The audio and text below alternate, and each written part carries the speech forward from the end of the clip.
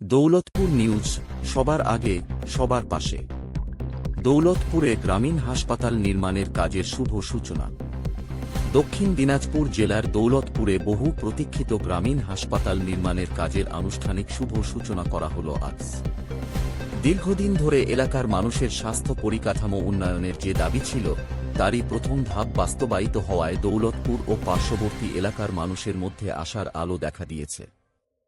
অনুষ্ঠানের সূচনা করেন পশ্চিমবঙ্গ সরকারের ক্রেতা সুরক্ষা দপ্তরের মন্ত্রী শ্রী বিপ্লব মিত্র।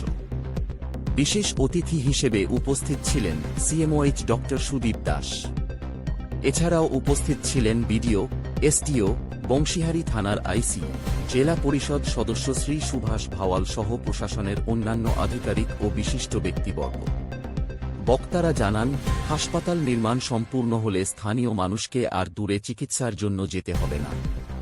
প্রাথমিক ও জরুরি চিকিৎসা পরিষেবা এলাকাতেই পাওয়া যাবে এবং এর ফলে এলাকার স্বাস্থ্য ব্যবস্থার উল্লেখযোগ্য উন্নতি ঘটবে বলে আশা প্রকাশ করা হয়।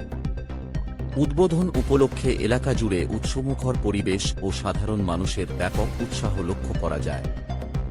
হসপিটাল দীর্ঘদিনের প্রায় 50 বছরের উপরে এখানকার মানুষের দাবি, সেটাকে করে দেওয়ার যে ব্যবস্থা করা, এগুলো এই যে তোমাদের পাওয়ারের যাতে এই এলাকাতে কোনোদিন আর অভাব না হয়, সেই জন্য পাওয়ার সাবস্টেশন তৈরি করে দেওয়া, এগুলো এটা আমাদের কাজের মধ্যেই পড়ে এবং আমরা এগুলো করে দিচ্ছি। এর জন্য মানুষ আমাদের যেহেতু একটা ব্যবস্থা করে দিয়েছে, আমাদের সেই জায়গায় পৌঁছে দিয়েছে যেখান থেকে আমরা এই কাজগুলো করে আনতে পারি।